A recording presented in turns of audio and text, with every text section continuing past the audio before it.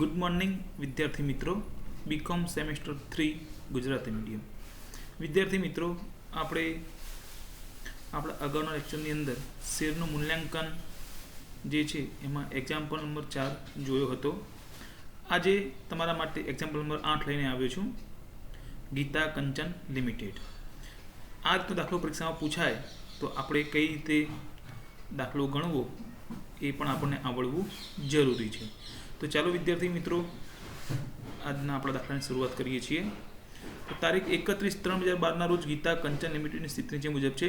પાઘડી 1 લાખ, મશીનરી 5 લાખ, અનામત અને વધારો 2 લાખ, બેંક સિલક 50,000, કાલખાદ અનામત 20,000, મકાન 2 લાખ, ડિબેન્ચરો 1 લાખ, રોકડ 10,000, દેવાદારો 72,000, સ્ટોક 80,000, રોકાણમાં ગૌણ કંપનીના શેરોમાં 40,000, 10% સરકારી જામીનગીરી 50,000, કારીગર વળતર ફંડ 10,000, કારીગર નફા હિસ્સા ભંડોળ 40,000, લેણદારો 60,000, 12% પ્રેફરન્સ શેરો 1 લાખ, જાહેરાત ઉપલબ્ધ ખાતું 1 લાખ, 5,000 ઇક્વિટી શેરો ₹100 1 એવા જેના ઉપર સીડીટ ₹80 ભરપાઈ થયેલા અને 2,000 ઇક્વિટી શેરો ₹100 1 એવા પૂર્ણ ભરપાઈ થયેલા.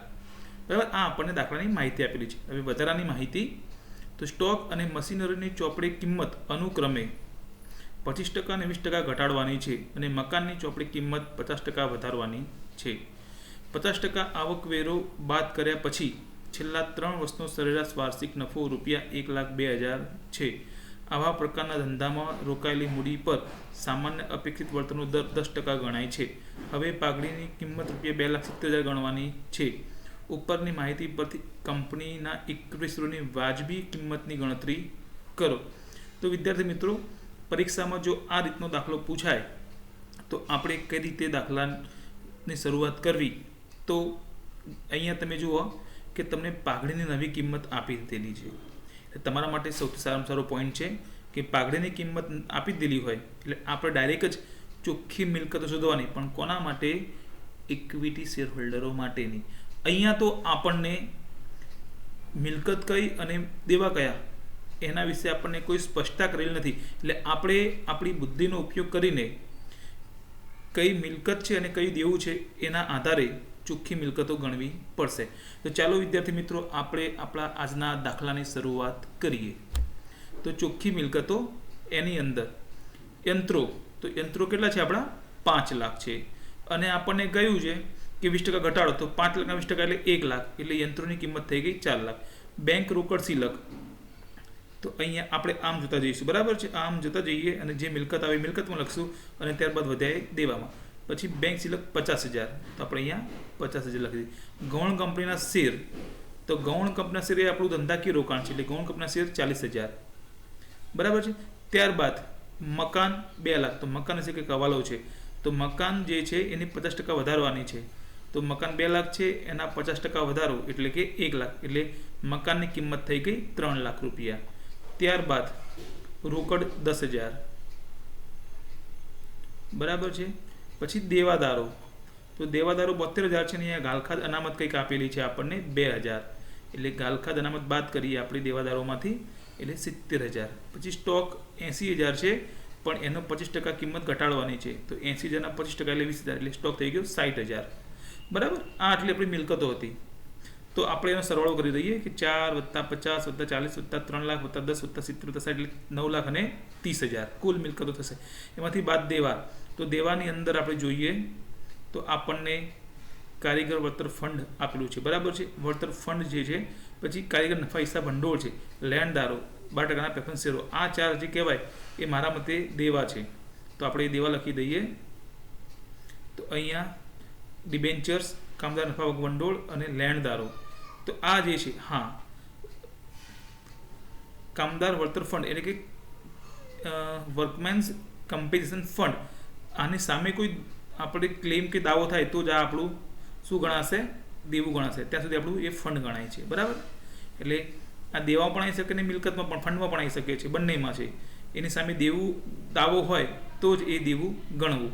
તો અહીંયા આપણે ડિબેન્ચર્સ 1 લાખ, કામદાર નફા ભાગ ભંડોળ 40,000 અને લેણદારો 60,000 એટલે કે 2 લાખ, એટલે ચોખ્ખી મિલકત થશે 7,30,000. હવે ત્યારબાદ પ્રેફરન્સ શેર મૂડી, તો આપણને અહીંયા કહ્યું છે કે 5,000 ઇક્વિટી શેર અહીંયા સોરી આપણને સ્ટાર્ટિંગમાં કે પ્રેફરન્સ શેર આપેલા છે,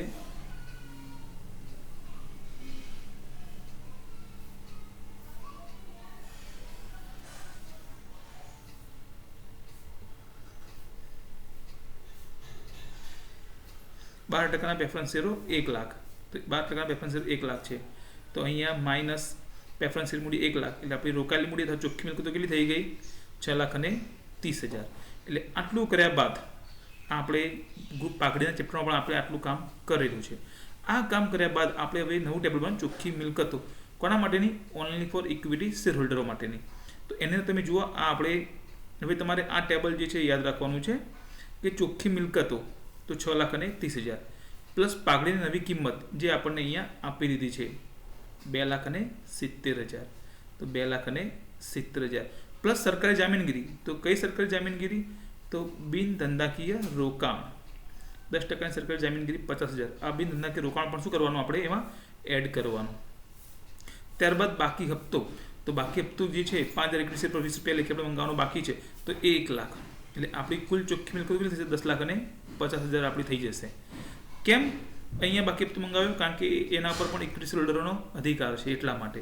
તો ટોટલ શેર આપણે કેટલા થાય? તો 5,000 વત્તા 2,000 7,000 શેર થશે, અને દરેક રૂપિયા 100નો.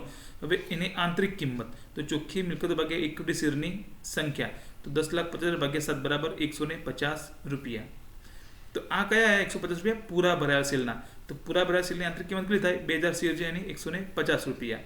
ત્યારબાદ અધૂરા શેર ભરાયેલા શેરની આંતરિક કિંમત કેટલી થાય? તો અહીંયા 150 માઇનસ 20 કઈ અનકોલ, યાની કે બાકી હપ્તો, એટલે 130 રૂપિયા. કયા? તો આ આપણે બાકી હપ્તો મંગાવીએ 20 રૂપિયા, આપણે સપોઝ કે ના મળે ધારો કે, તો એની કિંમત કેટલી થાય? તો 130 રૂપિયા થાય. બરાબર છે. તો આ રીતે શેરની આંતરિક કિંમત શોધી દેવાની. આંતરિક કિંમત શોધ્યા બાદ ઉપજના ધોરણે, હવે યીલ્ડ મેથડ એટલે ઉપજના ધોરણે, કારણ કે પરીક્ષામાં ઘણીવાર ઇંગ્લિશ વર્ડ પણ આવતો હોય છે, તો ઉપજના ધોરણે હવે તમારે આનું ગણવાનું છે. તો તમારે સૌથી પહેલાં સરેરાશ નફો જોવો પડશે કે સરેરાશ નફા વિશે તમને શું માહિતી આપેલી છે. તો તમને કહ્યું છે કે 50% આવક વેરો બાદ કર્યા પછી છેલ્લા 3 વર્ષનો વાર્ષિક સરેરાશ નફો ₹1,02,000 છે, એટલે કરવેરા બાદનો છે. એટલે આપણા માટે બહુ સારામાં સારી વાત છે. તો આપણે અહીંયા લખી દઈએ હવે કે ભાઈ સરેરાશ નફો કરવેરા બાદ 1,02,000. બરાબર છે. સરેરાશ નફો 1,02,000. હવે એમાં શું બાદ કરવાનું? પ્રેફરન્સ શેર મૂડી, પ્રેફરન્સ શેર ડિવિડન્ડ, જે રીતે આપણે ગુડવિલમાં કરતા એ જ રીતે સરેરાશ નફો શોધવા માટેનું. તો માઇનસ અહીંયા આપણે શું કરશું? પ્રેફરન્સ ડિવિડન્ડ, તો 1,00,000 ના 12% એટલે 12,000. એટલે આપણો સરેરાશ નફો કેટલો થઈ ગયો? 90,000. આ 90,000 સરેરાશ નફો કહેવાય, અથવા તો વહેંચણી પાત્ર પણ નફો આપણે કહી શકીશું. બરાબર છે. હવે ત્યારબાદ આપણને આ નફો મળી જાય એટલે આપણે પછી શું કરવાનું? આપણી કુલ ભરપાઈ મૂડી શોધવાની. ભરપાઈ મૂડી શોધવી હોય તો તમને હકીકતમાં જે મૂડી મળી હોય એ જ તમારે ધ્યાનમાં લેવાની ઉપજના ધોરણેમાં. કેવી રીતે? તો સમજાવો કે અહીંયા તમને પ્રેફરન્સ શેરના કેટલા મળ્યા? 1 લાખ. બરાબર, એ આપણે ધ્યાનમાં લેવાના નથી. હવે 5,000 ઇક્વિટી શેર, દરેક રૂપિયા 100નો, પણ એના પર આપણે કેટલા મંગાવ્યા હતા? 80. તો 5,000 ગુણ્યા 80 એટલે કે 4 લાખ. અને 2,000 ઉપર કેટલા મંગાવ્યા? 100, તો પૂર્ણ ભરપાઈ, તો 100 એટલે પૂર્ણ ભરપાઈ એટલે 2 લાખ. તો અહીંયા આપણી જે શેર મૂડી છે એ ભરપાઈ મૂડી, તો 5,000 ગુણ્યા 80 બરાબર 4 લાખ, અને 2,000 ગુણ્યા 100 બરાબર 2 લાખ, એટલે કે કુલ થશે 6 લાખ. હવે આપણને જે જોઈતી માહિતી મળી ગઈ, નફો પણ મળી ગયો અને કુલ ભરપાઈ મૂડી પણ મળી ગઈ. એટલે હવે આપણે એ બંનેની મદદથી શું કરવાનું?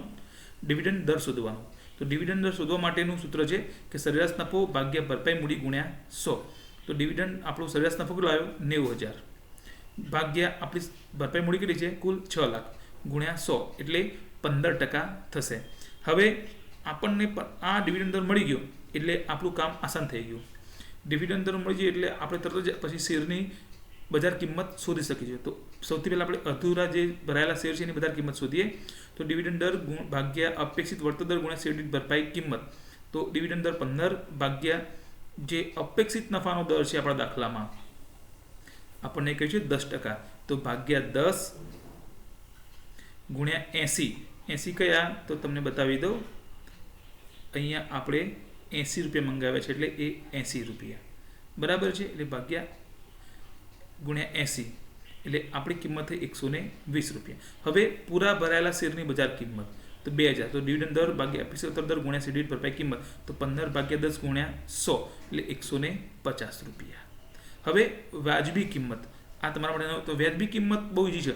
આંતરિક કિંમત વત્તા બજાર કિંમત ભાગ્યા 2 એટલે તમને શું મળે? વ્યાજબી કિંમત.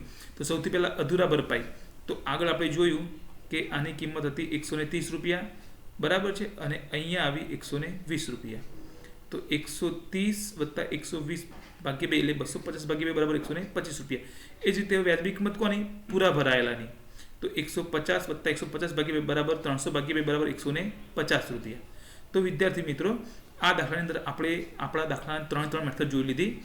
એક ઉપજના ધોરણે, બીજું છે ચોખ્ખી મિલકતની પદ્ધતિ, અને ત્રીજું વ્યાજબી કિંમત. વ્યાજબી કિંમતનું સૂત્ર યાદ રાખવાનું, આંતરિક કિંમત વત્તા બજાર કિંમત ભાગ્યા 2. જો પૂર્ણ ભરપાઈ શેર હોય તો બરાબર છે, જો અધૂરા ભરપાઈ હોય તો તમારે બંનેની કિંમત શોધવાની થશે.